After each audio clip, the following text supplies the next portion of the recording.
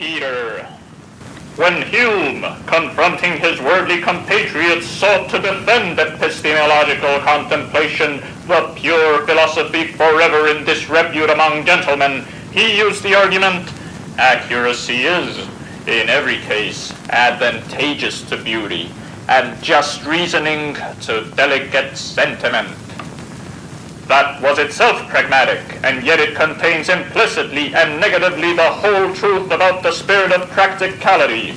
The practical orders of life, while purporting to benefit man, serve in a profit economy to stunt human qualities, and the further they spread, the more they sever everything tender. For tenderness between people is nothing other than awareness of the possibility of relations without purpose, a solace still glimpsed by those embroiled in purposes, a legacy of old privileges promising a privilege-free condition.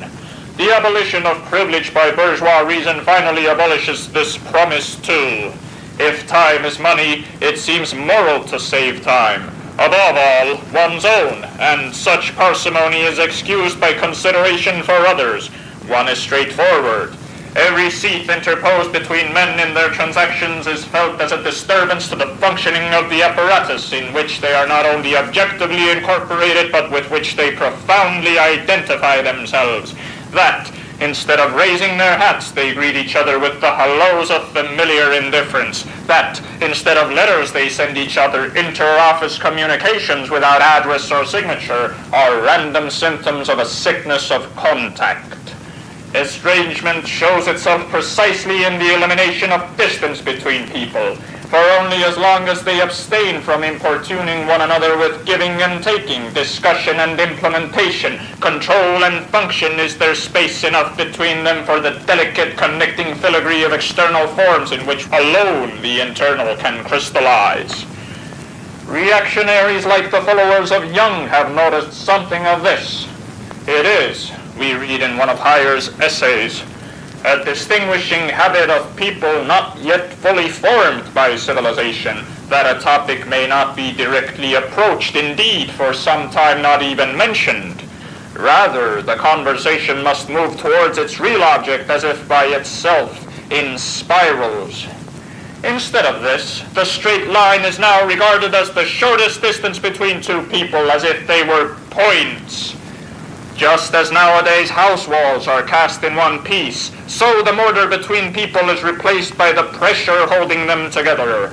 Anything different is simply no longer understood, but appears, if not as a Viennese speciality with a head-waiteringly tinge, then as a childish trustfulness or an illicit advance.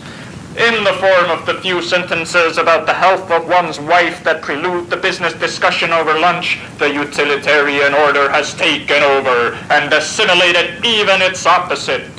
The taboo on talking shop and the inability to talk to each other are in reality the same thing.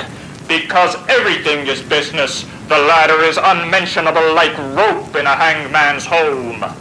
Behind the pseudo-democratic dismantling of ceremony, of old-fashioned courtesy, of the useless conversation suspected not even unjustly of being idle gossip, behind the seeming clarification and transparency of human relations that no longer admit anything undefined, naked brutality is ushered in.